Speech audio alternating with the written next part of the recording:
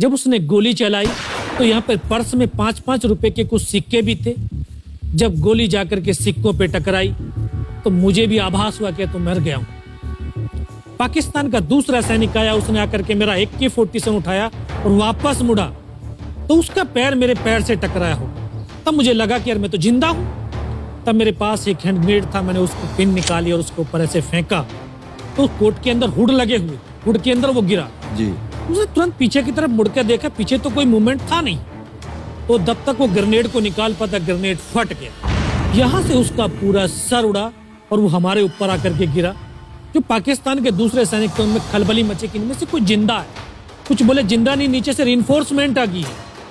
तो उनमें खलबली मची। मेरा पास वही एक मौका था, मैंने दोनों हाथों से उसकी राइफल को उठाने की कोशिश करी, ये हाथ हिला नहीं। एक हाथ से राइफल उठाई, वहां से ब्रस्ट फायरिंग किया, 4-5 पाकिस्तानी सैनिकों को मौत की नींद सुला दी।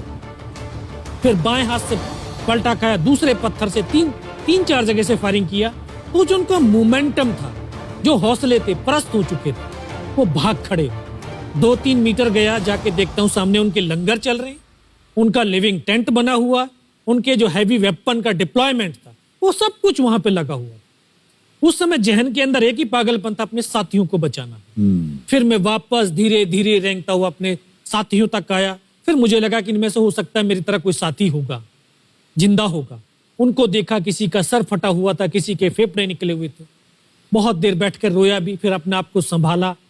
चारों तरफ बर्फ ही बर्फ, पहाड़ी पहाड़। यह भी पता नहीं कि हिंदुस्तान किधर है, पाकिस्तान किधर है। 2.5 साल की सर्विस, 19 साल की उम्र, न उम्र का तजुर्बा न सर्विस का अनुभव, जाऊं तो जाऊं कहां। तभी एक ऐसी शक्ति थी जो साथ दे रही थी।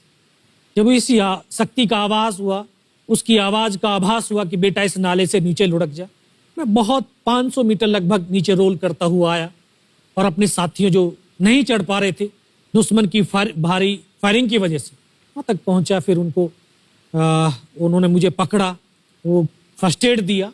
फिर वहां से जो हमारे कमांडिंग ऑफिसर थे कर्नल कुशाचंद ठाकुर, फिर उनको सूचना दिया। तो ये लगभग 1:30-2 बजे का समय था। वहां से फिर कमांडिंग ऑफिसर तक मुझे ले जाया गया। फर्स्ट एड तो हुआ, लेकिन ब्लड इतना निकल चुका था कि दिखाई देना बिल्कुल बंद हो गया था। जब उनके पास पहुंचा तो उन्होंने बोला, बेटा मेरे को पहचानता मैं कौन हूं? बस अब आवाज सुनाई दे रही है। बोला, मैं तेरा कमांडिंग ऑफिसर कर्नल कुशालचंद ठाकुर। मैं, जय हिंद साहब, बहुत तेज सर्दी लग रही है। तो उनका जो लिविंग टेंट था उसमें के अंदर लेटाया, 3-4 स्टॉप जलवाए, थोड़ी सी गर्मी महसूस है। मैं, साहब थोड़ा सा पानी पिला दो।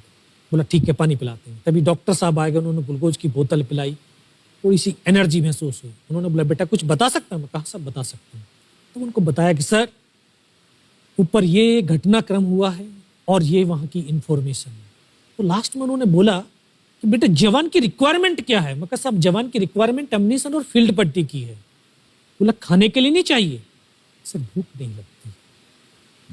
बस इतना कहते कहते तभी डॉक्टर ने कौन सा इंजेक्शन लगाया, फिर मुझे पता नहीं कहाँ पर हूँ। फिर होश आया 3 दिन बाद, देखा ऊपर पंखा चल रहा है।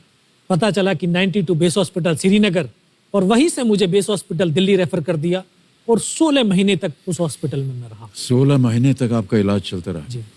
और वहीं पर हॉस्पिटल में ही मुझे पता चला कि 15 अगस्त 1999 को जब ये परमवीर चक्र का जो अनाउंसमेंट हुआ, तो वो वहां पर ही मुझे पता चला। क्या है सर?